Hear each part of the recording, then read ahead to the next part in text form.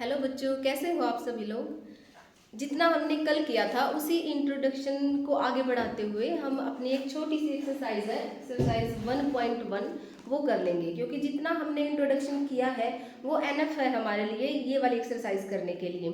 अगर ये हम कर लेंगे तो थोड़ा जो हमारा कॉन्फिडेंस लेवल है ना वो भी इम्प्रूव होएगा। हमें लगेगा कि हाँ, हम वो चीज़ें जो है अपने क्वेश्चंस के ऊपर अप्लाई कर पा रहे हैं। स्टार्ट करते हैं फर्स्ट क्वेश्चन से।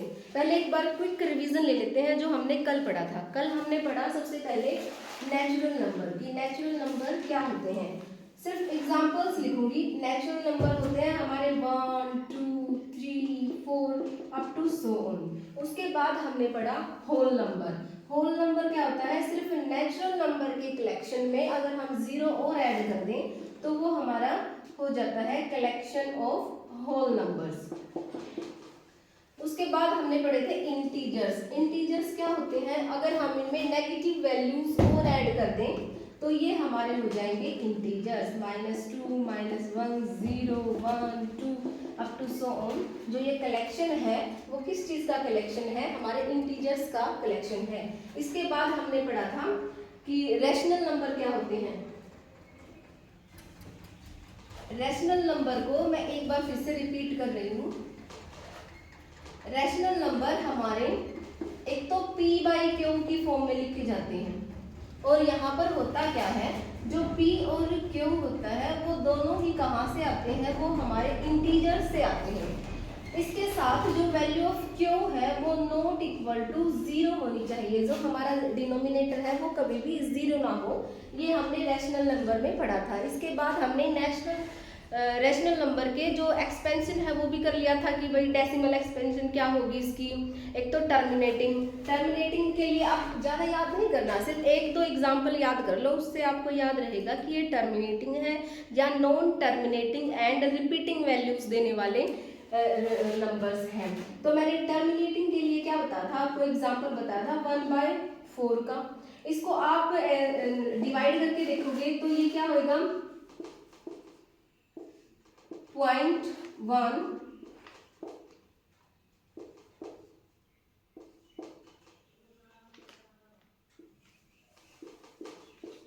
यहाँ पर जो है हमारा रिमाइंडर 0 बचेगा। और ये डेसिमल क्या हो गया, 2 पॉइंट्स के बाद ही ये टर्मिनेट हो गया, इसके बाद ये नहीं जा रहा। इसके बाद अगर हम non terminating and repeating decimal expansion की बात करें तो यहाँ पर मैंने एग्जांपल लिखा था 1/3। अब जब हम इसको टर्मिनेट करके देखेंगे तो ये हमें वैल्यूज देगा 0.333 अप टू सो एन। इस तरीके से जो ये 3 वैल्यू है बार बार अपने आप को रिपीट करती जाएगी। इस रिपीटेशन से बचने के लिए हमें किसका यूज करना है, बार का। तो हम लिखेंगे 0.3 बार। इस तरीके से हम लिख सकते हैं। ये दोनों क्या है, ये हमारी डेसिमल एक्सप्रेशन है, जो हम रैशनल नंबर को डेसिमल की फॉर्म में किस तरह से एक्सप्रेस कर सकते हैं, या decimal expansion of rational number इनको हम बोलेंगे। इसके बाद हम अपनी एक्सरसाइज करना शुरू करेंगे। फर्स्ट क्वेश्चन है हमारे पास, इज 0 ए रैशनल नंबर। अब हमने जब कल इंट्रोडक्शन किया था तो मैंने बोला था कि भाई ये चीज़ आप याद रखना कि क्या 0 एक रैशनल नंबर है। अब आप मुझे बताओगे क्या 0 एक रैशनल नंबर है, तो बिल्कुल 0 एक रैशनल नंबर है, कल ही बात हुई थी। तो इस लाइन के लिए हम आंसर लिखेंगे, सॉल्यूशन करना शुरू करेंगे। Yes 0 is a rational number.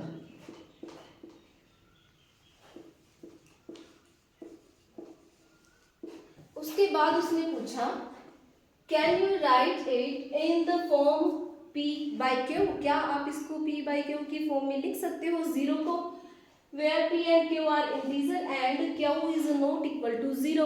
तो वैसे तो कल भी ये बात हो चुकी है कि p बाई क्यू की फॉर्म में हम 0 को लिख सकते हैं। किस तरीके से लिख सकते हैं, यहाँ मैं लिखूँ 0 को लिख दूँ 0/1, तो इसका क्या आंसर आएगा, भाई 0 ही आएगा। ठीक है, इसको हमने p बाई क्यू की फॉर्म में लिख भी दिया। और यहाँ पर कंडीशन क्या है कि q is not equal to 0, बिल्कुल भी q जो है वो इक्वल टू 0 नहीं आया, हमने यहाँ पर 1 लिया है। अब 0 को डिवाइड बाई 2 भी तो लिख सकते हैं, ये भी तो हमें आंसर 0 ही देगा। अगर मैं 0 डिवाइड बाई 3 लिख दूँ ये भी तो हमें आंसर 0 ही दे देगा तो देखो मैं कितने तरीके से हम जीरो को लिख सकते हैं पी बाई क्यू की फॉर्म में, और क्या is not equal to zero. अगर मैं अब इंटीजर्स बोला उसने p and q are integer, तो क्यू को हम नेगेटिव इंटीजर्स की फॉर्म में भी लिख सकते हैं। जैसे मैं लिखूँ 0/-2, ये हमें क्या देगा, ये भी हमें 0 देगा। तो इस क्वेश्चन के लिए हम लिख सकते हैं कि बिल्कुल हम लिख सकते हैं 0 को पी बाई क्यू की फॉर्म में। इस तरीके से आप 2-3 एग्जाम्पल्स देकर भी दिखा सकते हैं। इसके बाद हम नेक्स्ट क्वेश्चन करेंगे। इसके बाद हम करेंगे क्वेश्चन नंबर 2। क्वेश्चन नंबर 2 हमारा है find 6 rational number between 3 and 4। मेरे ख्याल से ना आपको अपनी बुक साथ में रखनी चाहिए, ताकि तभी भी मैं बोलूँ तो आप बुक खोल के फटाक से क्वेश्चन जैसे ही बोला जाए फर्स्ट सेकंड थर्ड आप साथ के साथ देख सको। यहाँ पर क्वेश्चन है find 6 rational number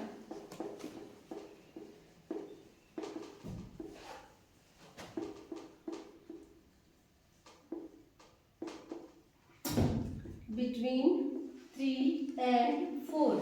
Second question is find 6 rational number between 3 and 4. जब इस तरीके का कोई क्वेश्चन, वैसे तो हमें पता है कि किसी भी दो इंटीजर्स के बीच में ना जाने कितने ही रैशनल नंबर होते हैं, बट यहाँ पर उसने हमारे से सिर्फ 6 रैशनल नंबर पूछे हैं।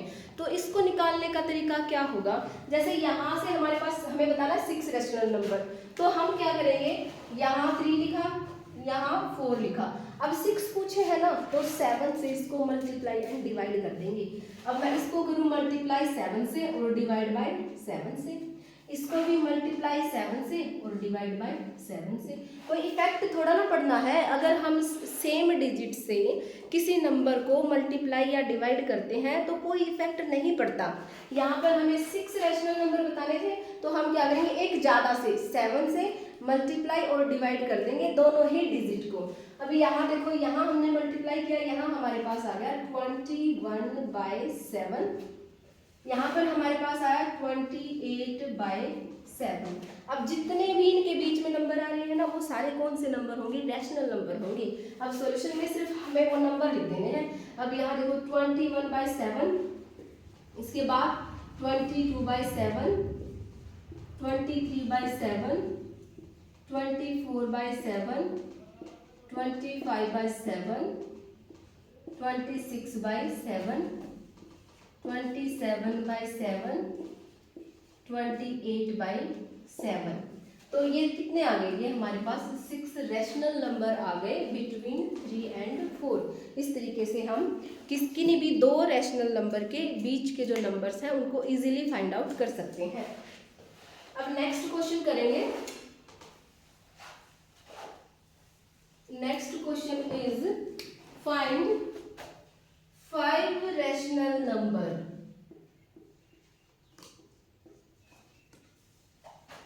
Between 3/5 and 4/5। अब की बार तो उसने हमें नंबर्स दे दिए सिंपल नेचुरल नंबर की फॉर्म में। अब की बार उसने क्या दिया है, ये वाली वैल्यूज दी है, फ्रैक्शन वाली वैल्यू।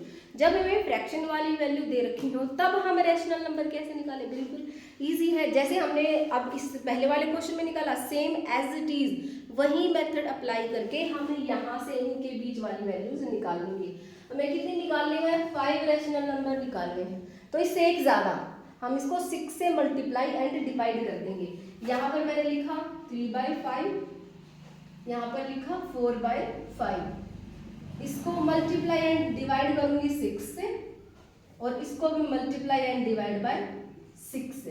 अब मल्टीप्लाई कर दो, 3 6 जा 18, 5 6 जा 30, और यहाँ पर 6 4 जा 24, 5 6 जा 30। अब जितने भी इनके मिनट में रैशनल नंबर आते हैं उनको हम लिख देंगे।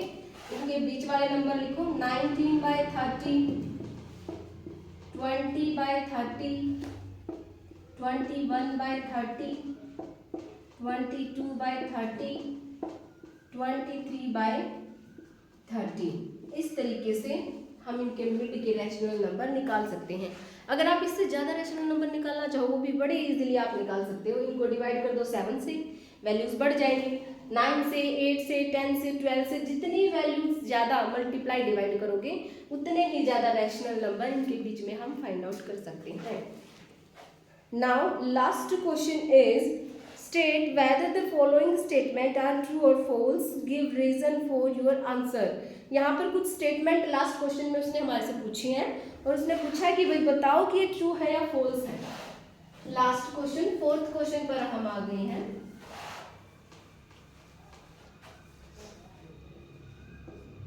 फर्स्ट स्टेटमेंट है every natural number is a whole number.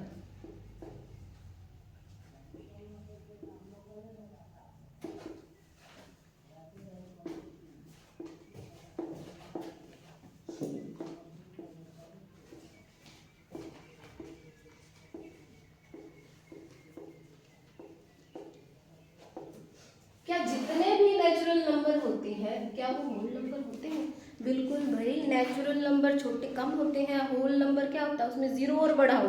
कल भी हमने देखो इस तरीके का एक ग्राफ बनाया था कि यहाँ पर हमारे नेचुरल नंबर है, अगर नेचुरल नंबर में मैं जीरो और ऐड कर दूं तो ये हमारे होल नंबर बन जाएंगे। मतलब होल नंबर का एरिया बड़ा है, नेचुरल नंबर का एरिया छोटा है।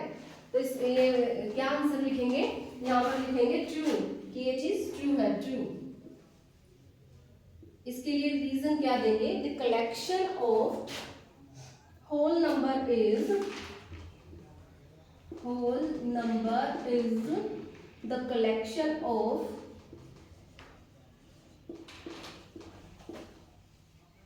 Zero and natural number.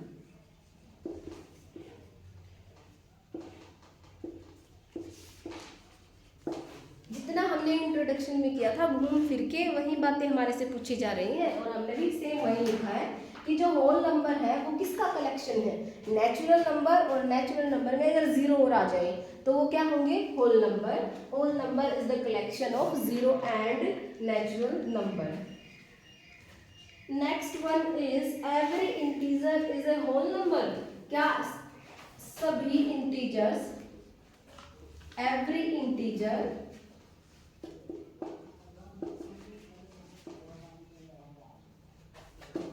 is a whole number?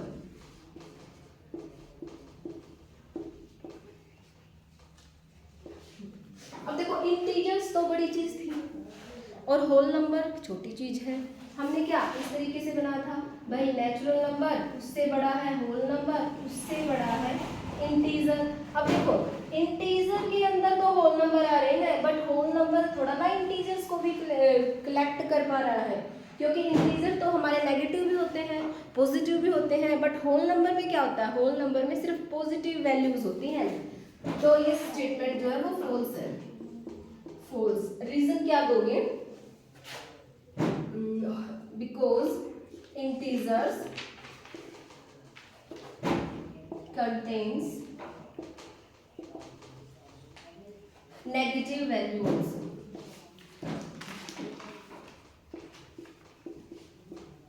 कि जो इंटीजर्स हैं वो नेगेटिव वैल्यू को भी अपने अंदर कंटेन करते हैं, बट होल नंबर जो है वो सिर्फ पॉजिटिव वैल्यूज होती हैं। Third one is every rational number is a whole number. Last part पर हम आ चुके हैं। थर्ड पार्ट है ये हमारा fourth question. Every rational number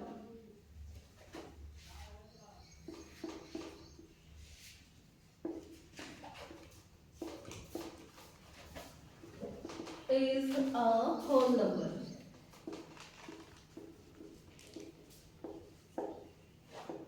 बिल्कुल। क्या सभी नेचुरल रैशनल नंबर, अब आपको बताया रैशनल नंबर तो इंटीजर से भी आगे की बात कर रहा है वो, तो ये किस तरीके से होल नंबर को कंटेन कर पाएगी? फिर से समझने के लिए ये देखो, सबसे छोटे नेचुरल नंबर, उससे बड़ा होल नंबर, उससे बड़े इंटीजर्स, और ये किसकी बात कर रहा है? ये हमारे रैशनल नंबर की बात कर रहा है, तो इसका एरिया तो इससे भी बड़ा आ जाता है। So we can say that this statement is false. और रीजन क्या दोगे? होल नंबर में तो 2, 3, 4, 5 आते हैं, अब रैशनल नंबर में क्या आएगा? अगर मैं लिख दूं for example 2 2/3 is a rational number.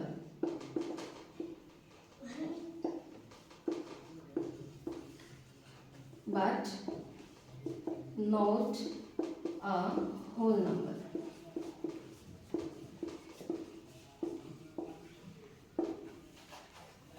I hope आपको एक्सरसाइज 1.1 समझ में आ गई होगी। Thank you for watching.